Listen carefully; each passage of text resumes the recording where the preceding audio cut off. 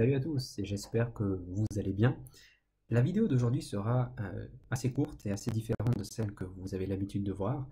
Ce sera plutôt cette fois-ci finalement un peu une sorte de questionnaire que je vais vous poser pour que vous puissiez en fait décider de la suite. Ce sera un peu comme une sorte de vote en fait. Donc l'objectif en fait c'est que vous puissiez marquer dans les commentaires un peu plus bas quel est le sujet que vous aimeriez que j'aborde dans les prochaines vidéos et aussi surtout dans quel format. Est-ce que ça doit être une interaction en live avec mes systèmes de production ou est-ce que vous voudriez que ce soit plutôt du PowerPoint par exemple mais avec des captures d'écran qui sont très précises et qui expliquent le cheminement. Aussi, si vous avez encore une fois des questionnements en termes de sécurité, n'hésitez pas à poser vos questions dans les commentaires. Si je peux y répondre, eh ben, j'y répondrai, hein. Je ne suis pas un je connais tout, hein, ça c'est sûr. Donc si je peux, j'essaierai de vous répondre. Et aussi peut-être vous demander pourquoi est-ce que je fais ça et pour qui est-ce que je le fais. Alors pour qui je le fais, bon, c'est un peu pour tout le monde, c'est aussi surtout pour les utilisateurs à la maison par exemple, qui sont un peu geeks, qui ont un Synology, qui veulent utiliser plein de fonctionnalités, hein, finalement un peu comme moi, hein, ce que je comprends tout à fait. Et pourquoi est-ce que j'ai décidé en fait de faire cette chaîne ou ces vidéos? C'est plutôt pour partager en fait ma connaissance aussi bien dans les fonctionnalités du Synology, quoiqu'elles ne sont pas non plus les plus énormes, mais également surtout des aspects en fait sécurité. J'ai beaucoup vu sur des forums français et anglais en fait des gens qui expliquent leurs problèmes et en fait quand je vois leurs problèmes je me dis mais déjà pourquoi est-ce que cette personne veut faire ça?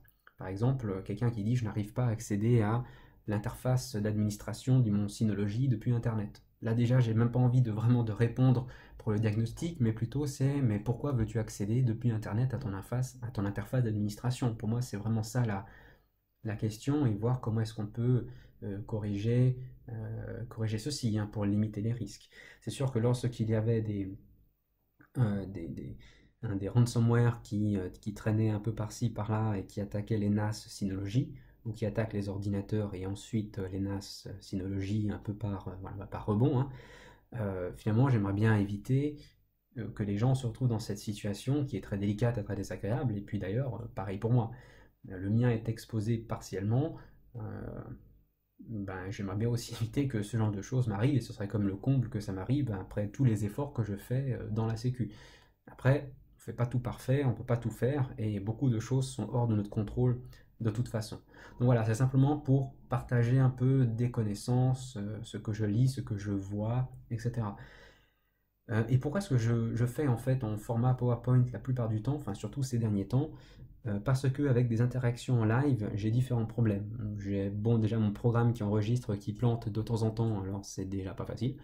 J'ai les effets démo classiques où tout marche bien et quand je veux faire ma vidéo, ben il n'y a plus grand chose qui marche. En tout cas, ça marche pas comme prévu. Euh, Déjà une des vidéos comme on va dire pas les plus mauvaises, mais les plus compliquées que j'ai eu à tourner en live, ça a vraiment été Quick Connect. Alors déjà, c'était un sujet de un qui était compliqué. De deux, j'étais peut-être pas forcément non plus très bien équipé ou comment m'y prendre en fait sur ce sujet qui était compliqué et j'ai eu clairement l'effet des mots dans les dents et c'était finalement pas aussi facile. Et même en parlant durant la vidéo, je vois qu'il y a des choses qui ne vont pas en fait, qui ne sont pas ce que je pensais ou qui se comportent différemment pour une raison bien précise qu'en fait je n'y ai pas pensé. Donc ça c'était un peu ma pire vidéo mais qui néanmoins, malgré le fait que ce soit peut-être pas la meilleure, le contenu reste quand même plutôt juste, hein, mine de rien.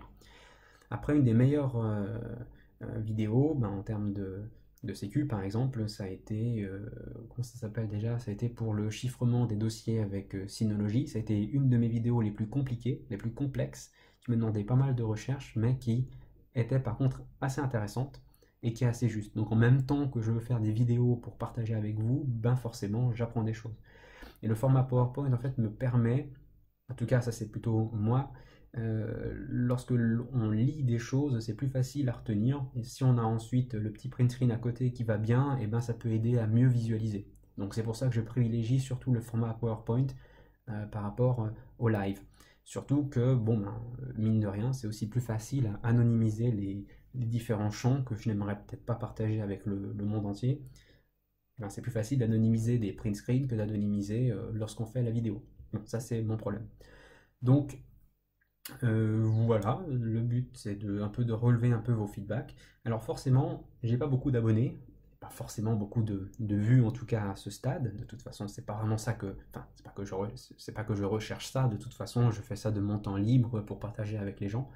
Je fais ça vraiment pour essayer de comprendre qu'est-ce qui vous préoccupe en fait en termes de sécu surtout.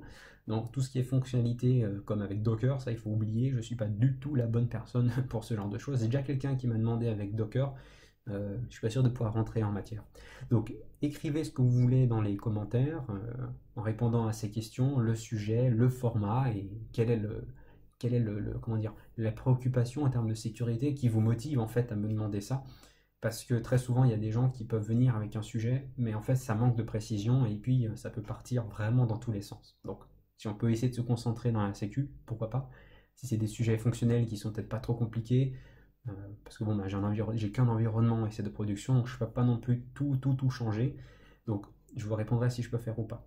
En tout cas, je vais garder ça pendant une semaine ou deux, avant de peut-être refaire une prochaine vidéo. Et vu que j'ai pas beaucoup d'abonnés ou de vues, et ben si je vois que les gens finalement ne sont pas vraiment preneurs de ce genre de poll, de questionnaire, et ben dans ce cas-là, je continuerai à faire les vidéos que j'avais en tête. Voilà, donc en tout cas d'ici là, portez-vous bien, faites attention à vous et à une prochaine. Salut!